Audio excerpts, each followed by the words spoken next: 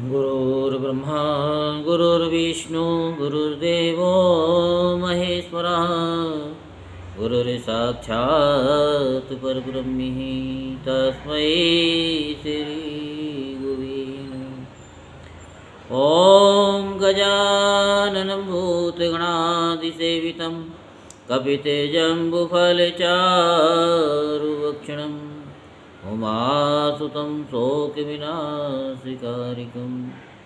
नमामि विघ्नेश्वरपादपङ्कजं।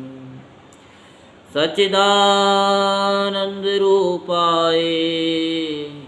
विश्वोत्पत्त्यादिहेतवे तापत्रे विनाशाय श्रीकृष्णाय वयं नमः। बोल वृंदावन बिहारी लाल की जय, बोल बाके बिहारी लाल की जय। आज हम आपको श्रीमद् भागवत महापुराण में भगवान के अंग उपांग और आयुधों का रहस्य तथा विभिन्न सूर्य गणों का वर्णन की कथा सुनाते हैं।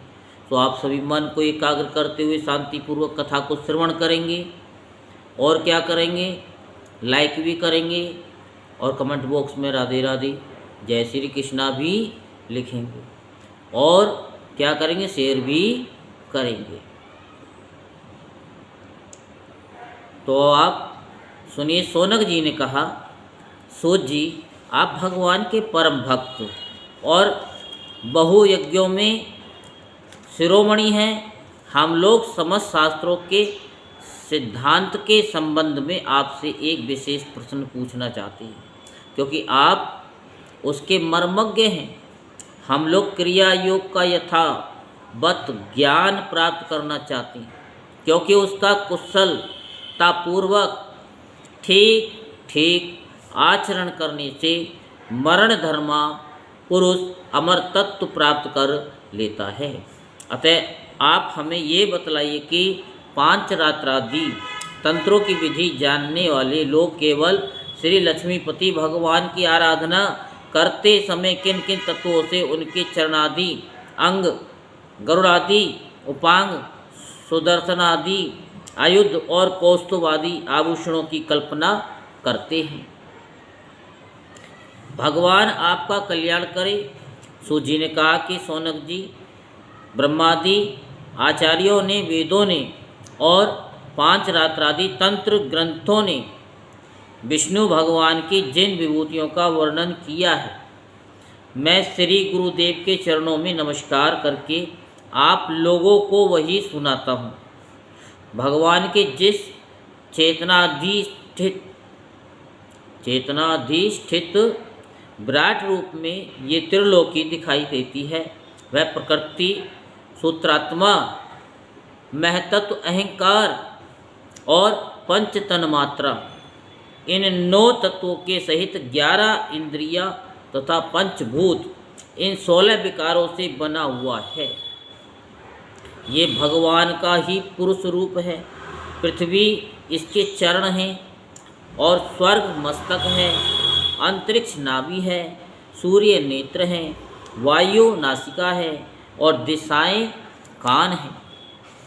प्रजापति लिंग है, मृत्यु गुदा है, लोक पालगण भुजाएं हैं, चंद्रमा मन है और यमराज भोए हैं। लज्जा ऊपर का होठ है, लोभ नीचे का होठ है। चंद्रमा की चांदनी दंतावली है, ब्रह्म मुस्कान है, वृक्ष रोम है और बादल ही विराट पुरुष के सिर पर उगे हुए बाल हैं। शौनक जी, जिस प्रकार ये व्यष्टि पुरुष अपने परिमाण से 7 वित्तिका का, उसी प्रकार वह समिष्ट पुरुष भी इस लोक संस्थिति के साथ अपने 7 वित्तिके का है। स्वयं भगवान अजन्मा है। वे कौस्तुभमणि के बहाने जीव चैतन्य रूप आत्म ज्योति को ही धारण करते हैं और उसकी सर्वव्यापिनी प्रजा को ही वक्ष स्थल पर श्री वत्स रूप से वे अपनी सत्वरज आदि गुणों वाली माया को वनमाला के रूप से, छंद को पीताम्बर के रूप से तथा अ में इन 3 मात्रा वाले प्रणव को यज्ञोपवीत के रूप में धारण करते हैं। देवादिदेव भगवान सांख्य और योग रूप मकराकृत कुंडल तथा सब लोकों को अभय करने वाले ब्रह्मलोक को ही मुकुट के रूप में धारण करते हैं। मूल प्रकृति ही उनकी शेष सैया है जिस पर वे विराजमान रहती हैं, और ज्ञान आदि युक्त सत्वगुण ही उनके नाभि कमल के रूप में वर्णित हुआ है। वे मन, इंद्रिय और शरीर संबंधी शक्तियों से युक्त प्राण तत्व रूप कौमोद की गदा, जल तत्व रूप पांचजन्य शंख और तेजस तत्व रूप सुदर्शन चक्र को धारण करते हैं। आकाश के समान निर्मल आकाश स्वरूप खड़ग तपों में अज्ञान रूप ढाल, काल रूप सारंग धनुष और कर्म का ही तर्कस धारण किए हुए हैं।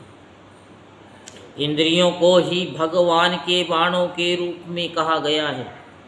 क्रिया शक्ति युक्त मन ही रथ है, तन मात्राएं रथ के बाहरी भाग हैं, और वर अभय आदि की मुद्राओं से उनकी वरदान, अभय दान आदि के रूप में क्रियाशीलता प्रकट होती है। सूर्य मंडल अथवा अग्निमंडल ही भगवान की पूजा का स्थान है।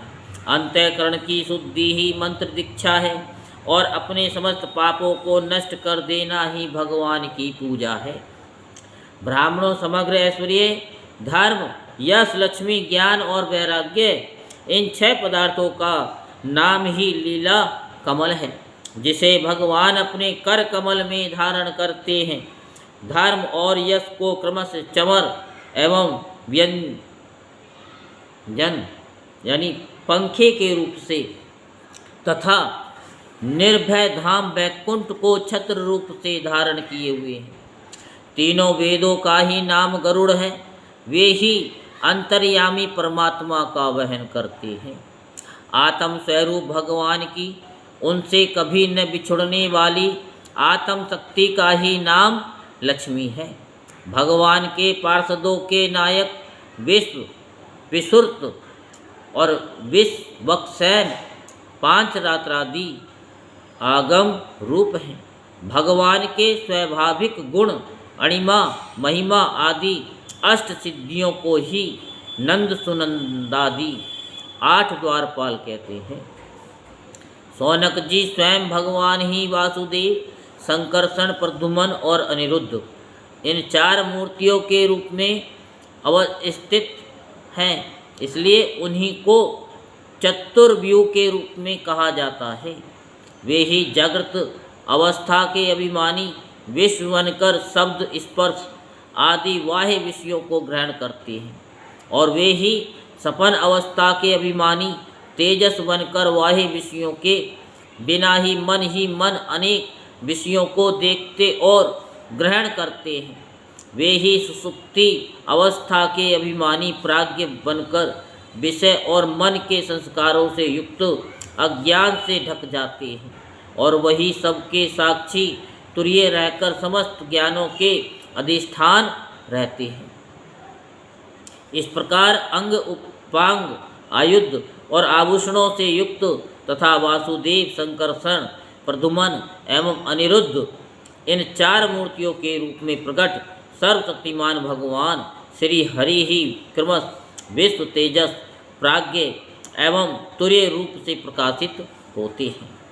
सौनक जी वही सर्वस्वरूप भगवान वेदों के मूल कारण हैं।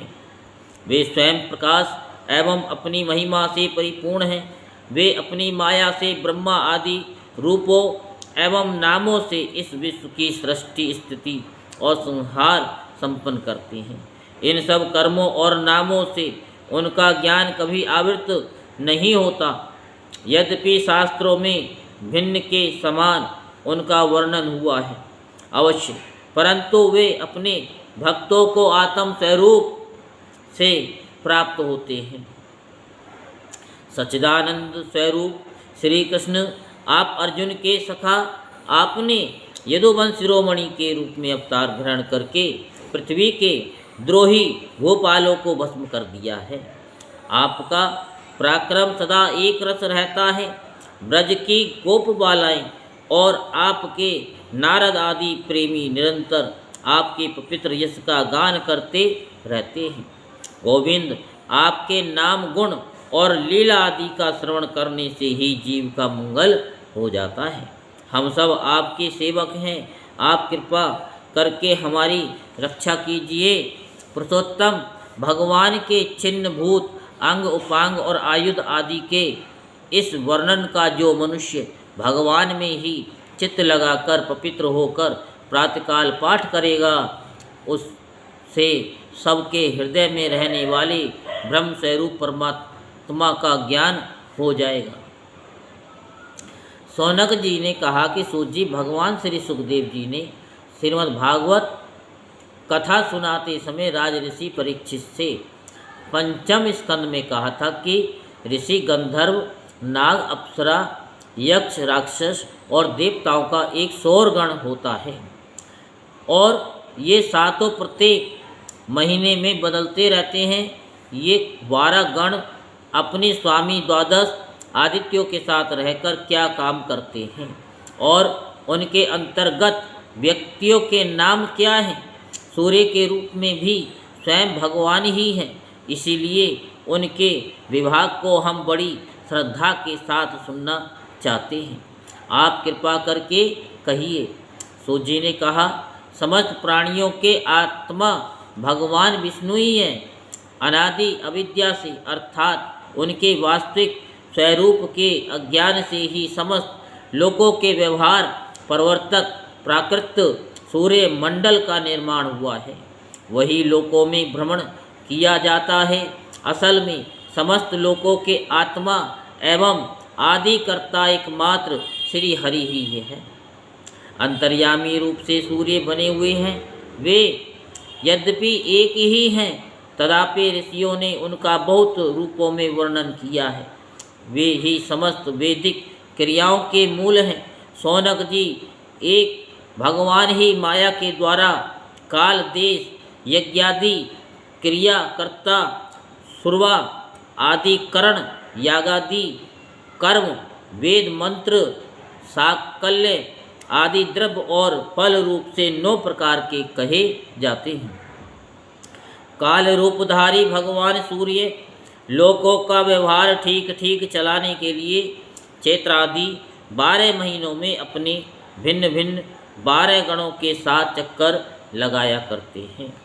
सौनक जी, धाता नामक सूर्य, क्रस्त, स्थली, अप्सरा, हेति राक्षस, वासुकी सर्प और रथकृत यक्ष, पुलस्त ऋषि और तुमरु गंधर्व ये चैत्र मास में अपना अपना कार्य संपन्न करते हैं।